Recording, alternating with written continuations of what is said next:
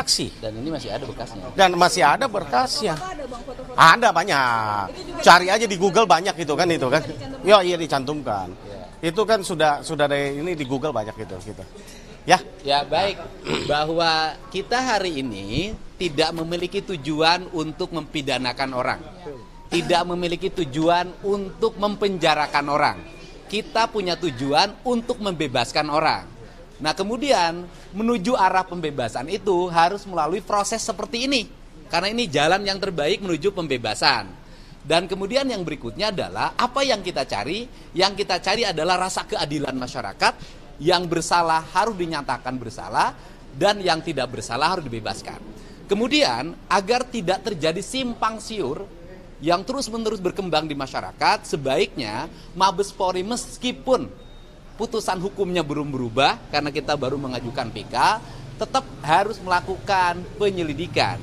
Di antaranya investigasi yang harus dilakukan Mabes Polri adalah menentukan apakah peristiwa Eki dan Vina ini peristiwa pembunuhan atau peristiwa kecelakaan. Nah ini yang harus segera dilakukan oleh Mabes Polri. Saya pikir Mabes Polri memiliki kemampuan menganalisis peristiwa ini secara baik. Karena apa? Karena tahun 2016 itu belum jadul. Masih tahunnya adalah tahun digital. Handphone dari para terpidana masih ada. Itu kan tinggal handphonenya dinyalakan, kemudian dibuka handphonenya, itu akan terbuka kelihatan percakapannya, posisi para terpidana di mana, sehingga kita tidak cocok logi berdasarkan sains. Kemudian yang berikutnya juga saya meminta agar CCTV-nya juga dibuka. CCTV yang dibuka bisa dua. Yang pertama, kalau ingin mengejar tuduhan pelemparan, buka CCTV-nya Indomaret. Karena posisi mereka, SMP 11 itu di sampingnya ada Indomaret. Kalau kemudian CCTV terjadinya peristiwa kematian Eki dan Vina, itu kan ada di flyover.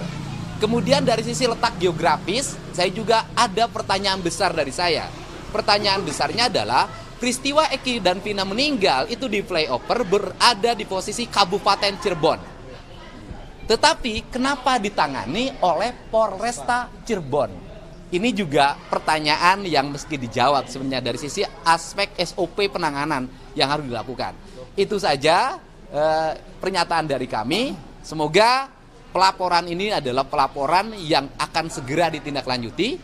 Dan hari ini Bareskrim Mabes Polri menjawab keraguan publik. Apakah Pak Rudiana bisa dilaporkan? Apakah pelaporannya akan diterima? Apakah akan diproses? Dan ternyata Bareskrim Mabes Polri menerima dan akan memproses. Untuk itu saya mengucapkan terima kasih pada Pak Kapolri, kepada Pak Kabar Eskrim atas upayanya membuka kasus ini seluas-luasnya agar masyarakat kita bisa mendapatkan keadilan yang terbuka. Amin. Ya. Kita hari ini tidak ngomongin tes DNA. Ini kan karena nanti merancui pelaporan di Bareskrim. Jadi fokus hari ini adalah fokus melaporkan Pak Rudiana ke Mabes Polri.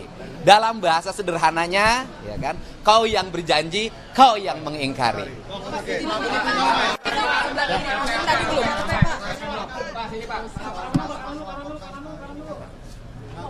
Ancamannya berapa tahun, Pak?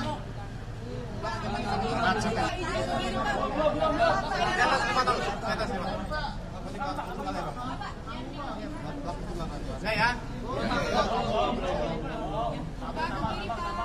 Ini kalau PK itu berjalan beriringan atau ini pun selesai? Kanan Pak. Oke, masalah pengajuan PK silakan abang yang jawab karena ini ranahnya kuasa hukum. Nah. Saya sudah sampaikan dari tadi ya bahwa ini adalah rangkaian menuju kita mencari bukti. Jadi kami sangat hati-hati karena ini menyangkut nyawa orang, menyangkut usia dan menyangkut orang yang di dalam. Saya juga tidak berani untuk cepat-cepat. Kami akan mengumpulkan bukti itu selengkap-lengkapnya demi untuk kebebasan para terpidana yang dalam. Hari ini mungkin kita sudah punya rancangan itu, tapi kami akan cross-check lagi, disesuaikan lagi dengan bukti-bukti lain, maka tunggulah waktunya. Saya kira tidak akan waktu lama kita akan mengajukan ini. Kira itu. Ya sebenarnya secara yuridis, kalau kemudian yang dilaporkan nanti terbukti dan kemudian statusnya berubah, itu sudah otomatis 7 terpidana harus bebas. Oke ya, makasih ya, teman-teman ya. Hah? Aduh. Ayo berbalik.